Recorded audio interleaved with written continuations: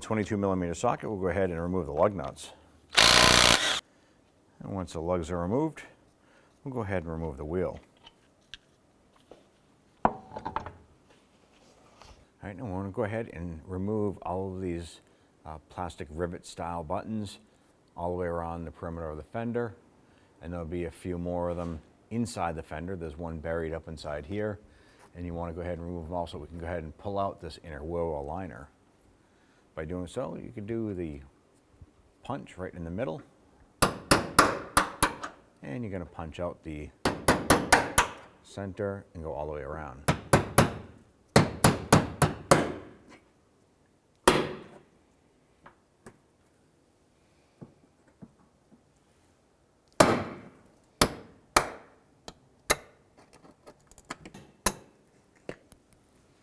Now, using a pry tool, we'll now go ahead and remove these little rivet buttons.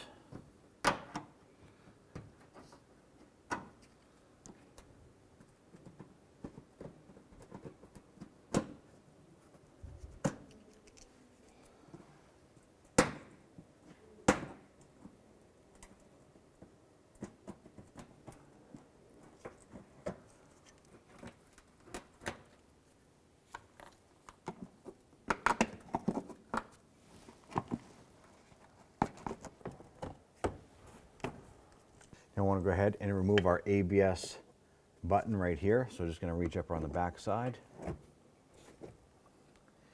Push with your thumb while you're prying that out, because you want to go ahead and reuse that. And that should loosen that.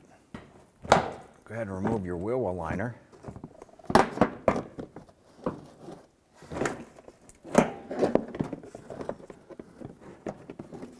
And set it aside. So we went ahead and applied some rust penetrant to the exhaust manifold studs right here and one on the back side. We have to remove this heat shield using a 10mm socket and ratchet. There's a nut right here, there's one right underneath right here, and then there's one on the front side right here. So let's go ahead and loosen those.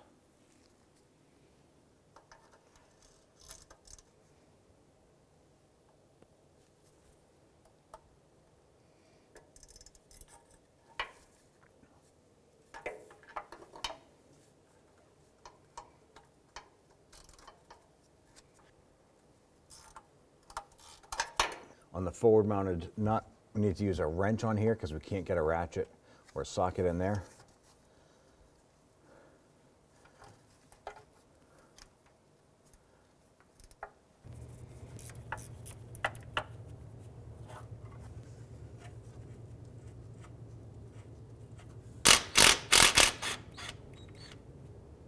Using our 10mm shallow socket with a swivel and 3/8 extensions, I'm going to go ahead and try and loosen this lower bolt or nut.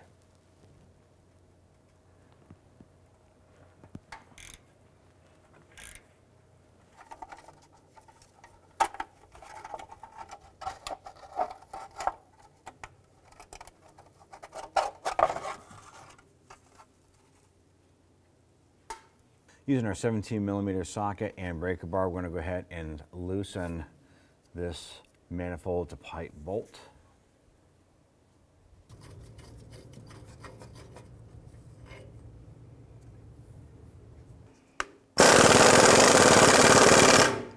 So we're going to use a 13mm socket and or wrench to get this bolt here. There's one diagonal right underneath, and then on the forward side there's one here and one here.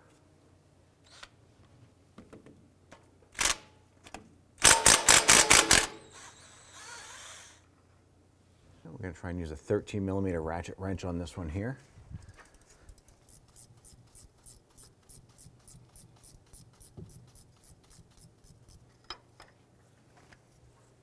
I'm going to try and do the same for the lower bolt here.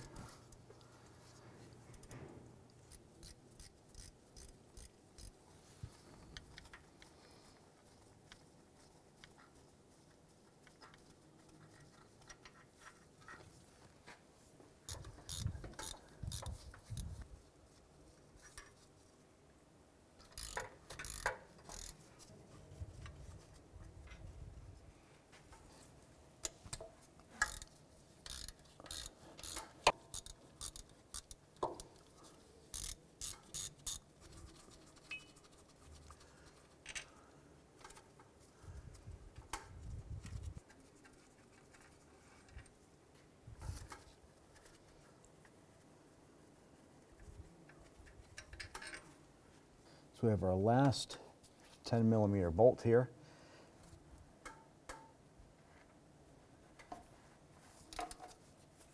We're lucky enough to break that free. Okay, grab the manifold, be able to wiggle the bolt out hopefully.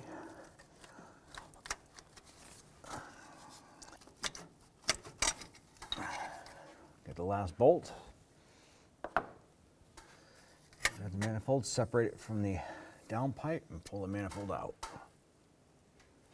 Now if you plan on reusing the exhaust manifold that you pulled off and we're just going to be replacing the gasket and the studs, it'd be a good idea to go ahead and use a tap and die set.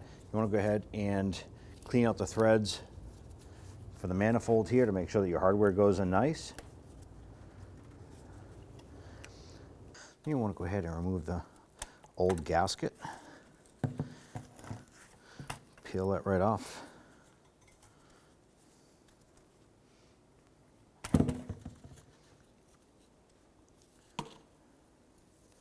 This here has a couple different gaskets here.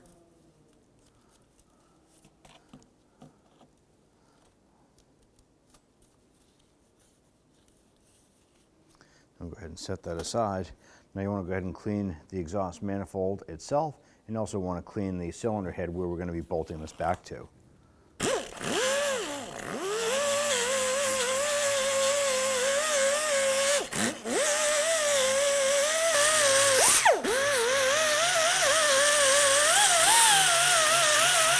On the back side of the exhaust manifold where the downpipe attaches to, you also want to make sure that this is clean and rust free.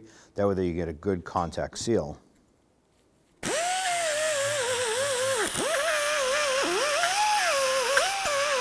So what you want to do, we're using a block of wood and we wrap it in some light graded or light sandpaper. And we're going to go ahead and just kind of clean the block. This is aluminum, so you don't want to use grinders or anything like that on here, but you want to go ahead and clean these up. Make sure the gasket is clear. And then we have a good mating surface. So we've already gone through all this here. So let's now go ahead and install our new gasket.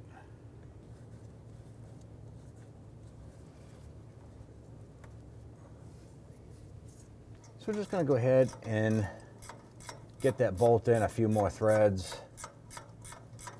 I'm not going to tighten it. I just want to make sure that that's in there secure. I'm going to go ahead and get one of the rear studs installed. Going to be working that gasket, get that into place. I'm going to go ahead and get this rear stud started in here. Not going to snug it. We have plenty of room there, so we can go ahead and move that manifold around a little bit if we need to. Let's go ahead and get these two center 10 millimeter studs started.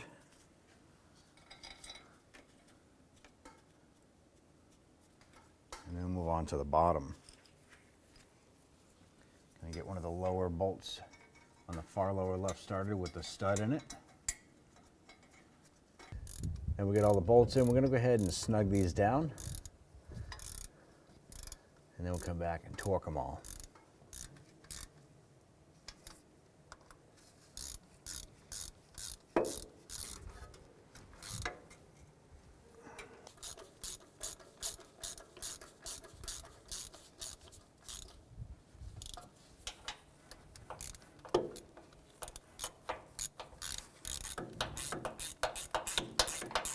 Now in our torquing sequence, first of all, we want to torque all of the bolts to 18 foot-pounds. There is a specific pattern for this because of the cast manifold and the aluminum head. It goes like this: 1, 2, 3, 4, 5, 6, 7, 8, 9. So we're covering the first 4 in the middle, and then we work our way outward to the outer perimeter. So let's go ahead and get started.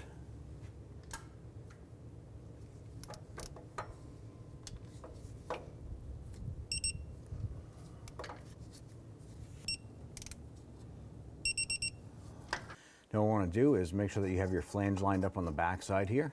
I'm going to go ahead and start installing the back bolt first. You can see it from underneath. You can feel it from the fender well area here. So you can feed the bolt through. You can get it started by hand. And thread that in a little bit. I'm going to go on the forward side here and get that one started. I'm going to go ahead and torque the flange bolts to 24 foot-pounds. And repeat for the inside. I'm going to go ahead and install our heat shield.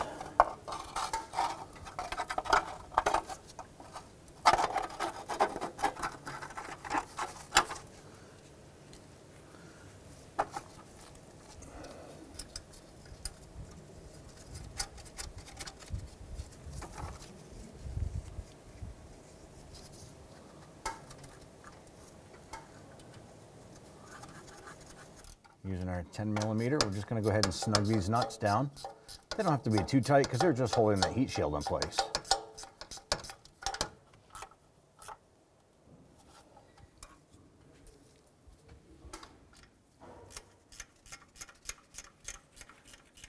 We'll go ahead and install our fender liner here. You want to tuck them in as we go around.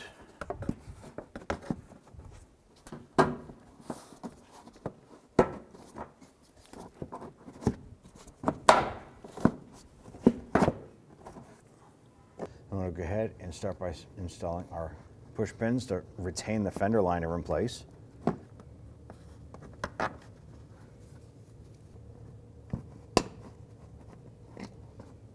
Don't forget to install your ABS sensor, pushing that clip right through like so.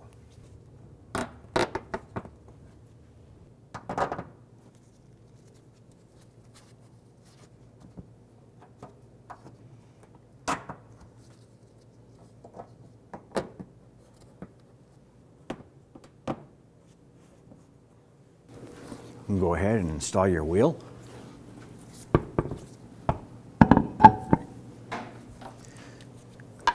Get a lug nut started by hand. Then we'll go ahead and snug these down. We're now going to go ahead and torque the wheels to 135 foot-pounds.